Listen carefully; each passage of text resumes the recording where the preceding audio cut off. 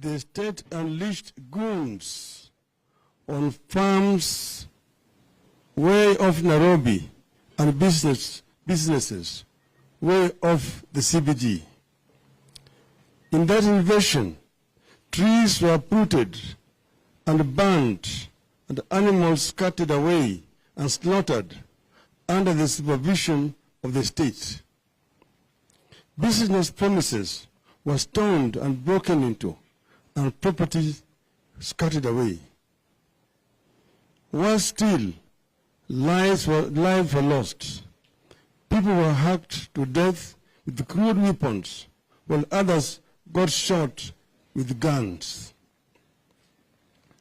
The last time we witnessed such invasion of farms and companies in this part of the world was when Robert Mugabe claimed to be compensating freedom fighters in Zimbabwe. Mugabe claimed to be compensating freedom, It ended in the total collapse of Zimbabwe's economy.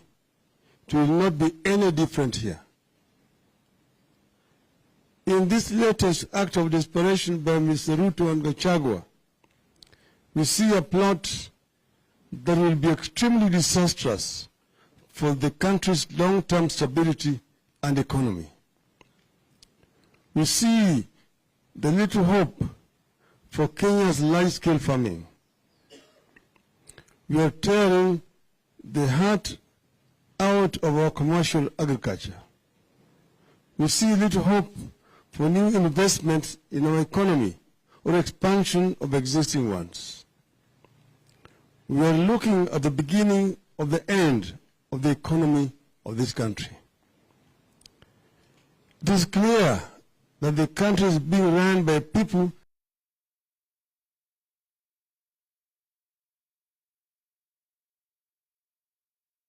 the hand of men who are goons at heart, who are pretending to be leaders and statesmen. How does Ruto go to Germany and talk about attracting German foreign investment to Kenya, knowing very well that back at home he has put in place a machinery for vicious attack on local investments? In the age of climate change, how does Ruto sanction the setting of trees on fire and still hope to convince us that he is committed to mitigating climate change and ensuring green growth? Why would foreign leaders and businesses entertain such a conflicted personality? Let there be no confusion here. Violence has been Ruto's stock in trade against Kenyans whenever Kenyans have sought to change their lot, and what happened yesterday is not any different. The invasion of land, slaughter and scattering away of animals, attack on business premises, the burning of homes, and touching places of worship has been at the heart of Ruto regarding operations against progressive dating back to the days of the clamor for multipartyism to date. You find this kind of operation in Maela, Thessalia, and Rural farms as we approach the 1992 elections, with Ruto at the helm of the YK92, and Rigathi a brute and crude administrator. You find it in the Onosopokia and Olungurene in that same period. You find it in the Likoni at the coast in the run-up to 1997 elections. You find it in the Kiambaa, in the Rift Valley, in the 2007-2008 violence. You find it in the Adrian Muteshi's land, in the North Rift, in the same period. Violence, mayhem, invasion of farms, touching of homes, and burning of houses of worship are synonymous with Mr. Ruto. Yesterday, This Ruto regarded operation resurfaced in Northlands, in Kisumu, Kibra, Mathare, and industrial area, among other places. This attack of journalists, local and foreign, has been a signature Ruto of operation all his entire life in politics. Those who were there then will recall how in 1995, party goons and police beat up the late Dr. Richard Leakey and journalists, including Louis Tambridge of the Daily Telegraph, whose crime was to ask policemen why they were doing nothing when Dr. Leakey was being attacked. Let's make no mistake. Nobody must pretend to be safe. Anyone with any property in any part of the country has every reason to fear. Anyone with a sizable piece of land business must be very afraid. You have every reason to believe that other properties will be invaded in the coming days. William Ruto himself owned vast tracts of land across the country, from Narok, Kajiado, Nairobi, and the coast. Much of that land was illegally acquired. Does his order for invasion of other people's lands amount for the invasion of his own? Time will tell. As we warned during the campaigns, Ruto has brought the class war here. He's keen to have a religious war here.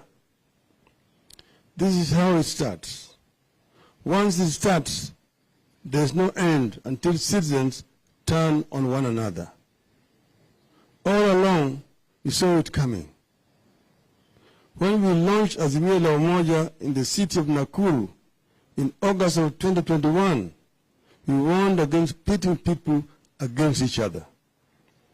We warned against the seeds of a class war that were being planted, pitting the poor against the rich, the young against the old, one faith against the other, tribe against tribe. We warned that the country needed to embrace a tradition of making compromises for the sake of the nation. We warned that leaders need to unclench their fists and shaking hands for the sake of the nation, and we call for the cleansing of the land of the spirit of anger and bitterness, the spirit of revenge and entitlement, and to continue on a path that reconciles, unites, calms, and stabilizes the nation. Above all, we warn that mere words and catchy slogans alone would not work. We told our people to study history and see where it had led those countries that fell victims to the sweet tongues of politicians who were selling snake oil to desperate populations. We also warned them of the theory of Mr. Goebbels during Adolf Hitler's period. An angry and bitter duo of Ruto and Gachagua, usurped the will of the people, have now taken the low road and are summoning the worst demons to drive our nation into a ditch. It is clear the class war that Ruto promised during the campaigns is being actualized. This is how collapse begins. It is unfortunate that Ruto is so scared of losing legitimate power that it will damage the environment and the economy just to stay in office. But Ruto must make no mistake. I repeat, Ruto must make no mistake. This struggle will march on, stronger and mightier, with his every vile response until our demands are met. 1, the cost of goods must come down. 2, servers must be opened. 3, the reconstitution of IBC must be above board and consultative and bipartisan. And that reconstitution must also mean restructuring of the IBC.